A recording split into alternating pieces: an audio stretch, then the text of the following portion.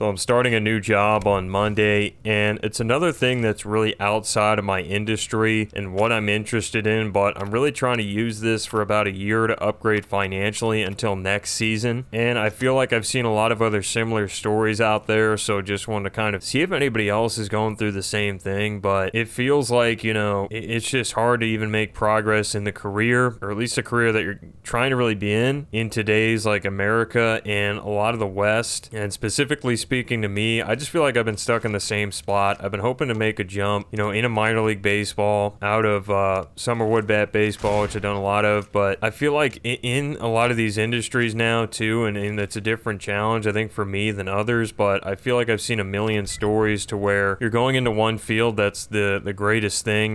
They're supposed to be the greatest thing. Going into tomorrow, it feels like you're going to be wealthy, rich. You've got the right job, career path, and the world changes so fast now that really it becomes obsolete very quickly. It's, you've seen stuff like AI take over. I feel like you have to bring that up every day, but it really is true. I mean, so many computer jobs. I feel like I've seen a million like software engineers nowadays that have, or stuff like that, people that are working in STEM that are making these kind of videos. And it's interesting, again, it was supposed to be something that it was a great career path, something that would work for a long time, but you just couldn't anticipate, you couldn't predict AI taking over the way that it did, automating many of the processes that created jobs or jobs are based around. And I think for me, I'm not as worried about being replaced. I guess hopefully there's no AI announcing. I mean, to a large degree, at least, with broadcasting, I think a lot of the enjoyment of it for the people that do enjoy it, obviously, is like there's that human element. So it would be hard to see AI replacing it or as easily, at least in the immediate future, but obviously who knows anymore. But it's kind of just like, it's just discouraging, and I've seen myself flatline, I feel like, alongside others, and I don't know that there's really going to be much of a fix. I'm trying to kind of do everything I can, but you just kind of look at it, and for the most part, I blame myself. I feel like I haven't been good enough. I feel like I need to do more to try and make connections and build relationships and get to that next level, but it feels like every time you're looking for the big break, it just doesn't happen. And I think a lot of that comes down to part of the hyper-competitive market as well. And there's all types of jobs out there for people with college degrees that they're looking for stuff, and it's just so competitive. Going back to the software engineer point, I think a lot of people in these fields that felt like it was more guaranteed you were going to get a high-paying job at a school, or heck, even, the tradesmen. I feel like a lot of people in trades, they kind of hype it up, but in reality, I think you go out there and it's not always as lucrative as it may seem. But for the most part, I think it's like you're just applying into the biggest pool of all time, and it's very hard to stand out. And I even saw a package, I want to say it was on CBS or Good Morning America or something like that, and it was a very, there'd been others like it, but I think it was a guy that graduated Ivy League and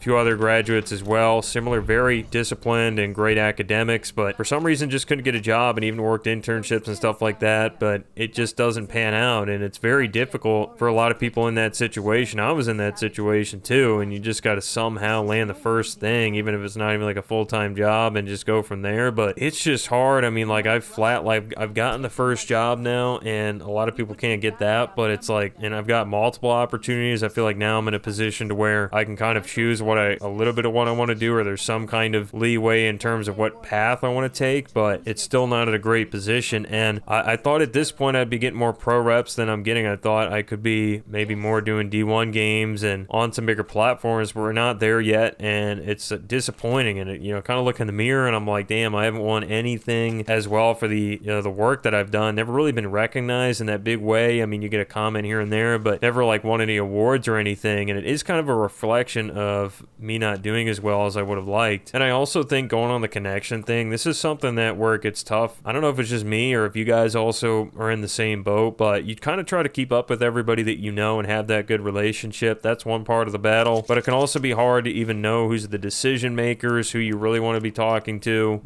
that might really call the shots at a place, who are the CEOs, CFOs that are really literally in there making, signing the checks, everything like that. And it can be really hard to make connections with those people. But also, I think sometimes it gets discouraging too. You're trying to reach out and learn from others that are in positions you want to be in and stuff. But sometimes, occasionally you get that cold response. Like if you send an email, for example, a common thing for a play-by-play broadcaster to do something like that, you'll send like, hey, here, nice to meet you. I'm this guy. I'm doing this game, done these games. Could you mind, taking 5 minutes, look at this tape, give me your critique and feedback so I can improve?